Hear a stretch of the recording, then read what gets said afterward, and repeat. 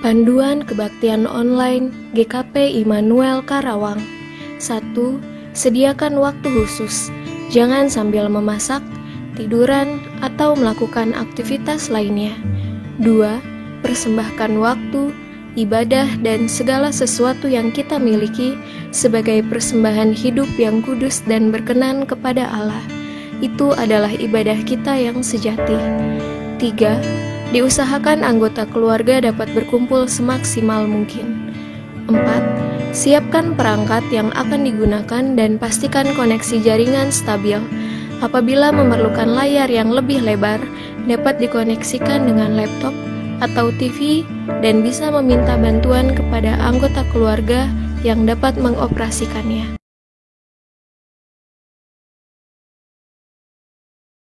Shalom Bapak Ibu Saudara sekalian, kita bertemu lagi dalam pelayanan kebaktian online untuk kaum perempuan juga untuk kaum pria yang ada di GKP Immanuel Karawang ataupun yang ada di pos kebaktian Kampung Teko dan pos kebaktian Pebayuran Bekasi, atau bagi Bapak Ibu Saudara dimanapun berada. Kali ini dalam pelayanan kebaktian kategorial online saya ditemani oleh Ibu Susi. Kita sapa saudara-saudara kita. Shalom, selamat bertemu lagi. Mana Shalom? Shalom. Nah, itu suaranya kan merdu banget tuh ya. Ya dong. Ya. Sebelumnya kita awali kebaktian kita dengan memuji nama Tuhan dari NKB 201 bait pertama saja, di Jalan Hidupku.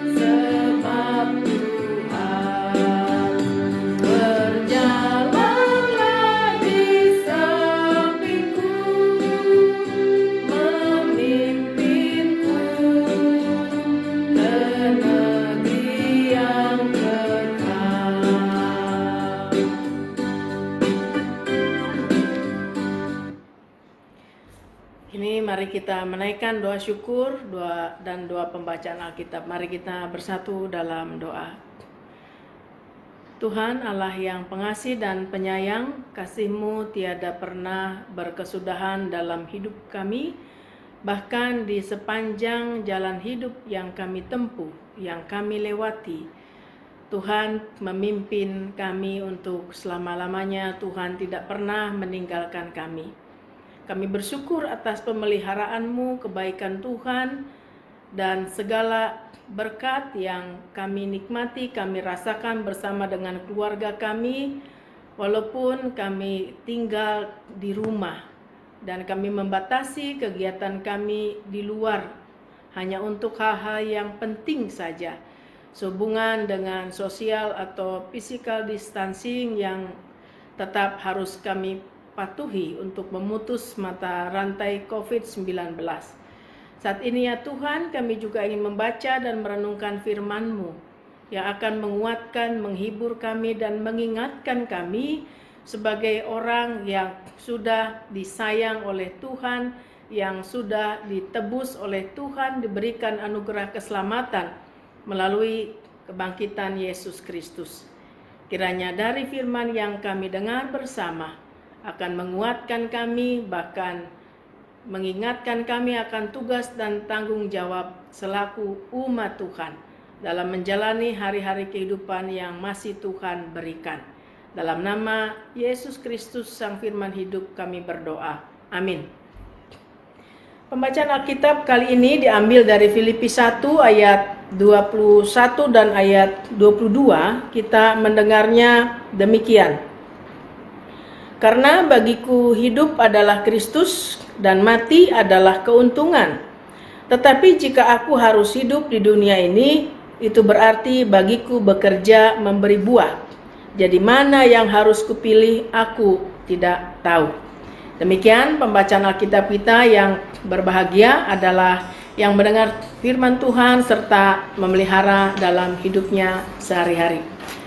Shalom, Bu Susi, shalom. Shalom. Apa kabar Bapak Ibu, saudara sekalian? Bu Susi, apa kabar? Luar biasa. Luar biasa. Ini makin putih aja ya, dikerem terus di rumah. Iya. Bukan kali Bu. Oh, janganlah, jangan sampai jamuran. Ya, Bu Susi ngomong-ngomong nih, pernah nggak nanam pohon gitu ya, bibit? Pernah nggak? Pernah. Pohon apa? Saya ada nanam pohon yang agak langka. Itu Apa tuh? pohon apa sih yang suka dibikin buat nyambel gitu? Gandaria. Gandaria. Yang Ibu harapkan ketika menanam itu apa? Ya nanti akan berbuah dengan lebat, yang bisa menghasilkan buah aja. Berbuah nggak Bu? Belum. Oh belum. Baru nanam. Belum lama. Oh belum lama. Berarti yang diharapkan buahnya ya? Buahnya. Kalau Ya, misalnya sabar. udah ditunggu, saya nggak tahu gandaria berapa lama ya berbuahnya. Cangkokan sih. Oh cangkokan, berarti cepet ya, mungkin 3 tahunan ya berbuah. Kalau nggak berbuah, diapain Bu? Ya udah biar buat penghijauan saja. Buat penghijauan saja.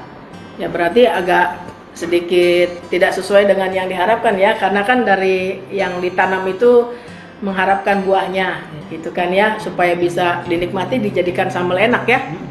Kemudian dalam keseharian kita juga, ketika kita punya anak, kita sekolahkan gitu ya.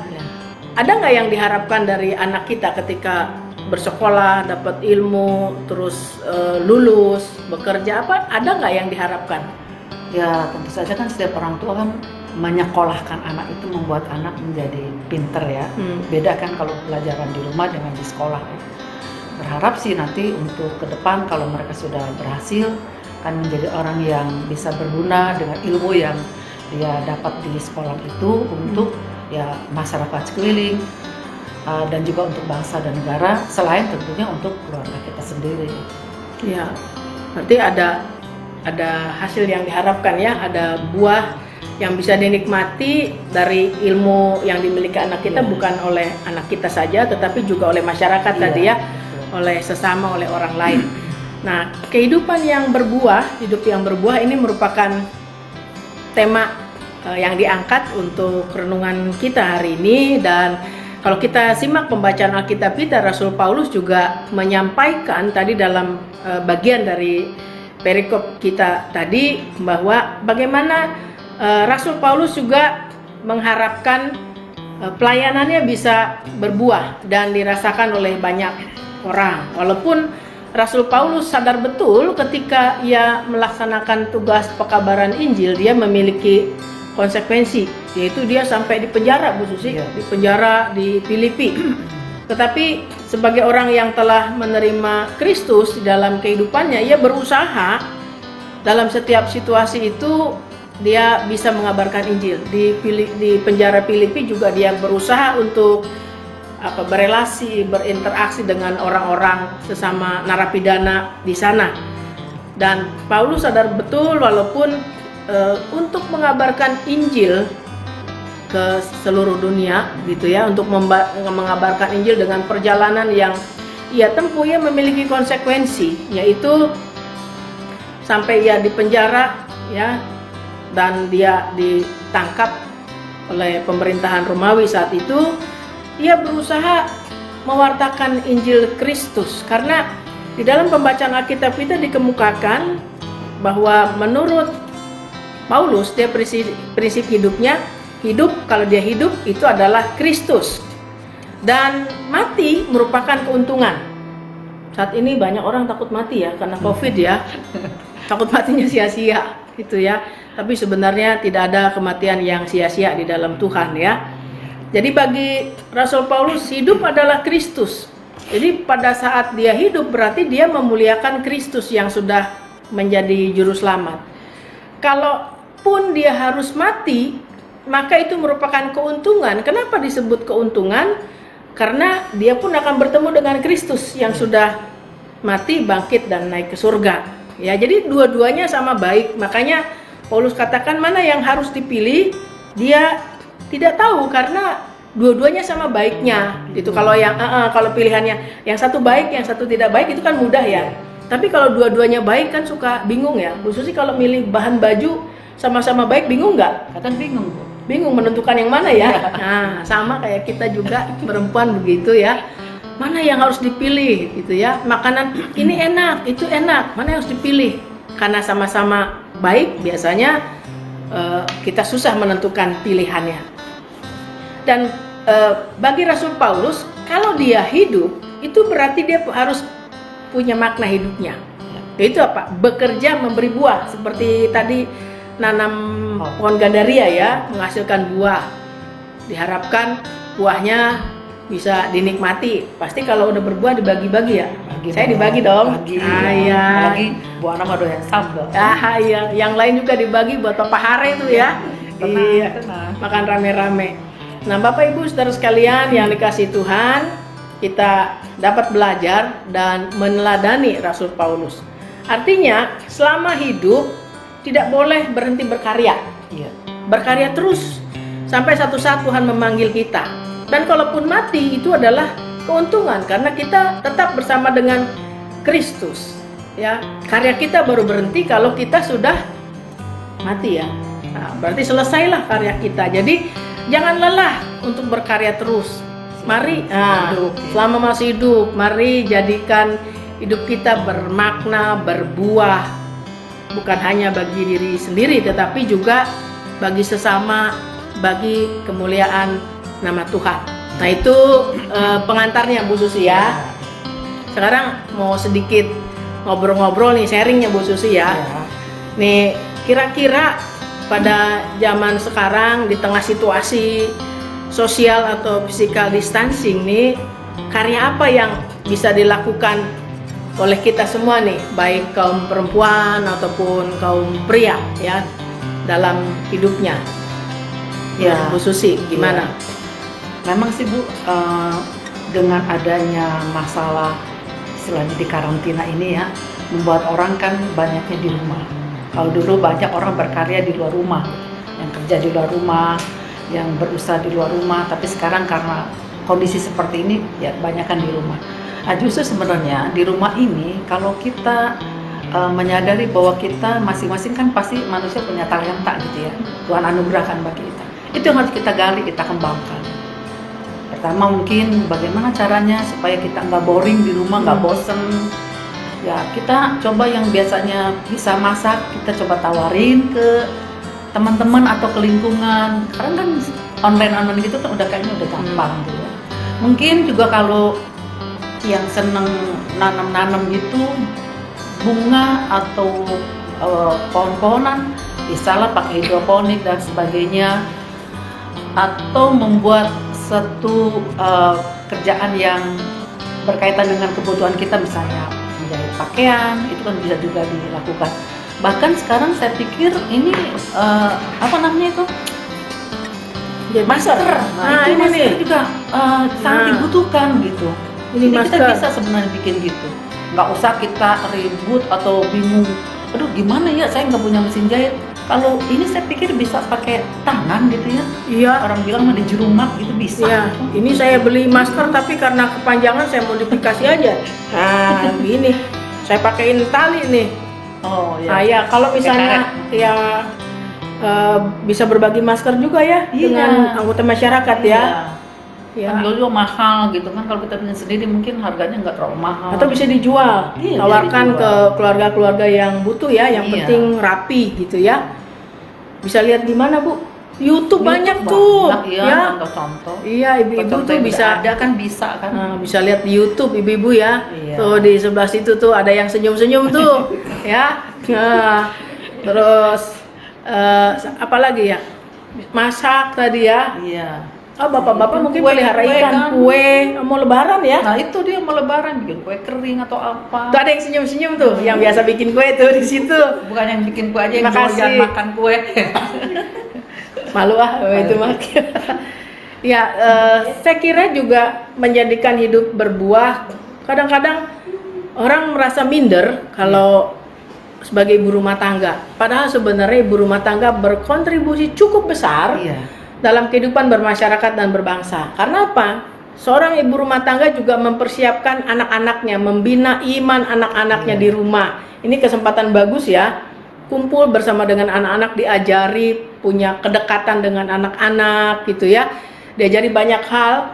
Mungkin bukan cuma pelajaran di sekolah, bisa anak-anaknya dikasih tanggung jawab merapikan rumah, bisa anak-anaknya dikasih tanggung jawab untuk belajar masak kali ya, belajar masak atau menggambar, melukis, mengembangkan minat dan bakat mereka. Ini kalau dikaitkan sama ini masih hangat nih Hari Kartini ya. Iya. Gimana kira-kira Bu?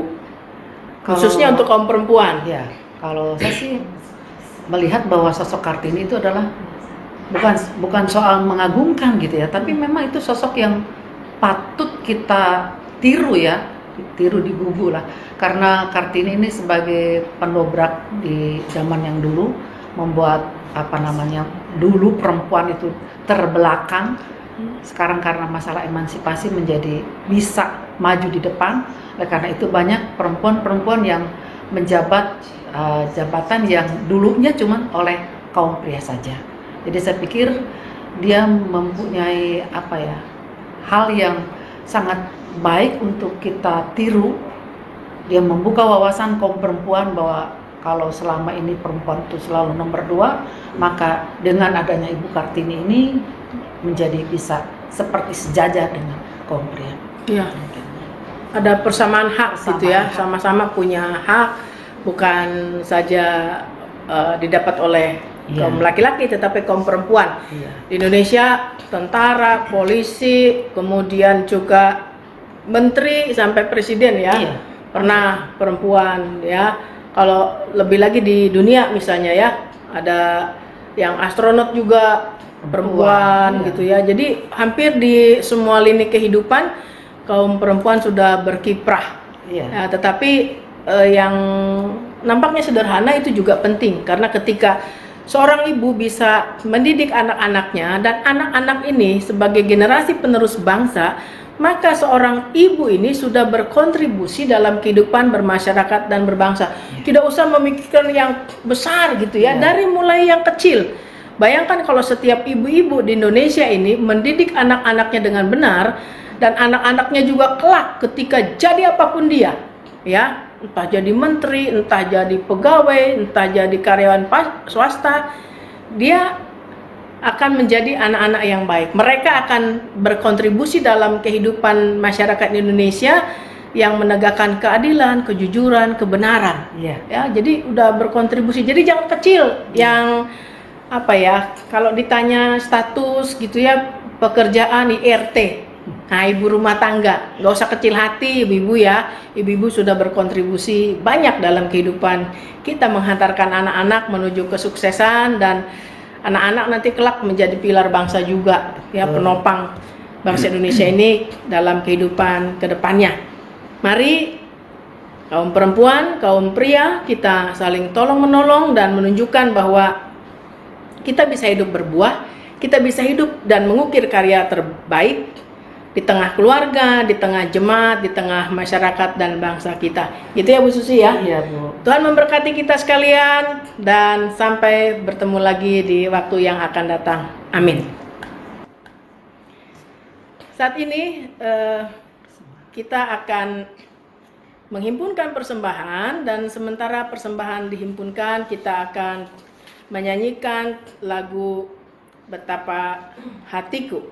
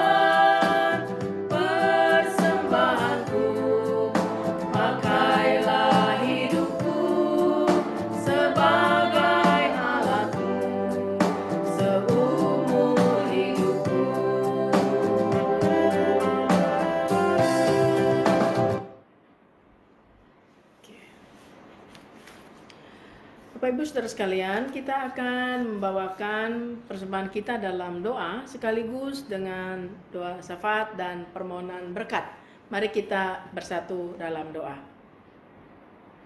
Terima kasih atas firman yang sudah kami dengar bersama, mengingatkan kami ya Tuhan supaya kami menunjukkan hidup yang berbuah, sama seperti yang diperlihatkan oleh Rasul Paulus.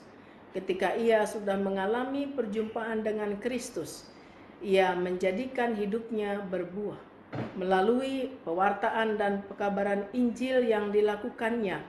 Walaupun ada banyak resiko, ada banyak tantangan, bahkan sampai ia dipenjarakan.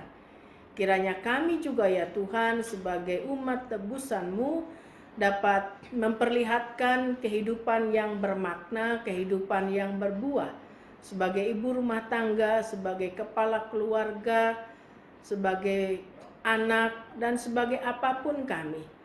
Kiranya kami dapat memuliakan nama Tuhan melalui karya terbaik kami, baik di tengah keluarga, di tengah jemaat, maupun dalam kehidupan di tengah masyarakat. Sebagai tanda syukur dan terima kasih kami telah menghimpunkan persembahan. Kuduskanlah persembahan kami ya Tuhan, supaya apa yang kami berikan dengan penuh ketulusan dapat dikelola dengan baik bagi hormat dan kemuliaan nama Tuhan. Ajarkan pada kami supaya kami tidak melupakan setiap kebaikan Tuhan dan kami selalu mengucap syukur atasnya.